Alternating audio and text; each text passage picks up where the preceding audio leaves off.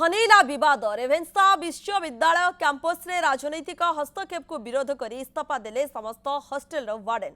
East hostel छात्र अशांति को केन्द्र कर विवाद मुंड टेकी। गत शनिवार ठारू रेभेन्सा ईस्ट हॉस्टेल छात्र माने आंदोलन को ओह्लाइथिले। डेपुटी वार्डन को इस्तीफा दाबी कर अनशन आरंभ करथिले ईस्ट हॉस्टेल अंतेवासी। एने रेभेन्सा आंदोलनरत छात्र मानक सह एकाधिक बार आलोचना होइथिले मध्य कोनोसी सुफल मिली नथिला। पर कटक सदर विधायक प्रकाश चंद्र सेठी कैंपस रे पहुंची छात्रों सह आलोचना करथिले। तबे से समय चीफ वार्डन एवं किछि अध्यापकों उद्देश्य रे विधायक अरुचिकर मंतव्य देथिबारु एक नुआ विवाद मुंड टेकिछि। मंगलवार अपराह्न रेभेन्सा विश्वविद्यालय थिबा समस्त हॉस्टेल रो वार्डन एवं डेपुटी वार्डन समूह इस्तीफा दैछन्ते। देवप्रसाद महांती कटक चीफ रिपोर्टर रोचंती अधिक तथ्य देवाई। देवप्रसाद जेतले कि इस्तीफा ये देछन्ती समूह इस्तीफा सामना को आसीछि हॉस्टेल वार्डन एवं डेपुटी वार्डन ता परिस्थिति आपण वर्तमान सेठाकर कोन देखुछन्ती अपडेट सूचना कोन रहउछे? एक विवादीय परिस्थिति मुंड टेकी जार कोनोसी समाधान मध्य वर्तमान सुधा होई परि नाही।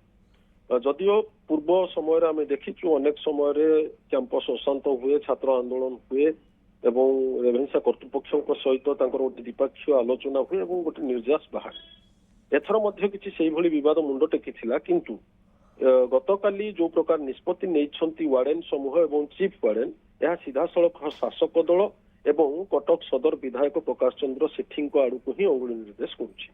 कारण आंदोलनरत छात्र मानक पाखरे पहुंची विधायक एवं सेठाकू warden, deputy warden, chief warden किछि अध्यापक अध्यापिका मानक मध्य से डकाई थिले।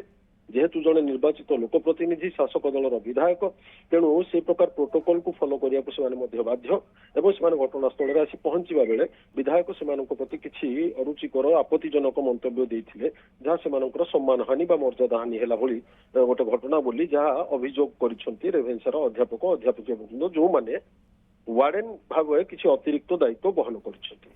एबे सेमानंकर जुक्ति हैला कि रेभेन्सा भली गोटे ऐतिह्य संपन्न शिक्षानुष्ठान में सेमाने शिक्षादान करबा लागि नियुक्ति पाइछन्ती एवं हॉस्टेल गुड़िकर परिचालना होछि एक अतिरिक्त दायित्व। जदि अतिरिक्त दायित्व बहन कला बेले सेमानंकर सम्मान हेला हानि हेला भली किछि घटना घटुछि, सेमानंकर मर्यादा हानि हेला भली किछि घटना घटुछि, ताहा सेमानंक प्रति ग्रहणीय नुहे। तेणु समस्ते एककालीन भाव में निजर एकाठी होई निजर शक्ति प्रदर्शन करिछन्ती, इस्तीफा दे सारी। आज कुलपति को सेमाने समस्ते भेटी निजर आपत्ति जणाइबार गोटे कार्यक्रम रही। आवश्यक हेले सेमाने रेभेन्सा कैंपस भितर सेमाने अर्थ होउछि अध्यापक अध्यापिका वार्डन डेपुटी वार्डन ए समस्ते आज एक नीरव शोभायात्रा मध्य करि पारंती कि रेभेन्सा भली गोटे कैंपस रे राजनैतिक हस्तक्षेप आदौ ग्रहणीय नुहे। जेतेबेले घटनाटी केवल हॉस्टेल अंतेवासी एवं रेभेन्सा कर्तृपक्षों मध्य थिला, अर्थात जहाँ भी किसी समाधान बाहरी था ताहा द्विपक्षीय आलोचना जरिया होई था। तेणु से स्थिति रे राजनैतिक हस्तक्षेप हैला काहेकि, अनावश्यक स्थले काहेकि विधायक सेठाको आसिले, को कारण आसीथिले, तांकर कोन सेठी आवश्यक थिला एवं जदि भी से आसिले ताहले के प्रकार अरुचिकर एवं आपत्तिजनक मंतव्य देले। ये गोटे विराट बड़ प्रश्न बर्तमान एइथिपाई जे हूँ छात्र छात्री मानकर कैंपस हूँ अध्यापक अध्यापिका मानकर राजनैतिक व्यक्ति मानकर कैंपस आखड़ाशाला नुहे बा प्रयोगशाला नुहे। जदिओ विधायक जड़े लोकप्रतिनिधि सेठाकू डका जाइथिला बा केही तांकू डाकी थाई पारंती बा से निज आड़ू भी जाइथांती, जदि भी से निज आड़ू गले ताहले हुए तो से गोटे आपस समाधान जदि सूत्र बाहर करि पारथांते ताहा समस्तन पई ग्रहणीय होइथांता।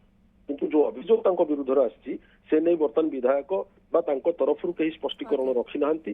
तेणु ए प्रकार अभियोग को अमूलक बोली मध्य कहा जाय न पारे। गतकाल ठारू समस्त आपण स्थिति उपर नजर रखितांतु परवर्ती समय अपडेट पई पुणी आपन निकट को आसिबु। देवप्रसाद महांती रहितरे कटक रु चीफ रिपोर्टर अधिक सूचना दउथिले खबर को।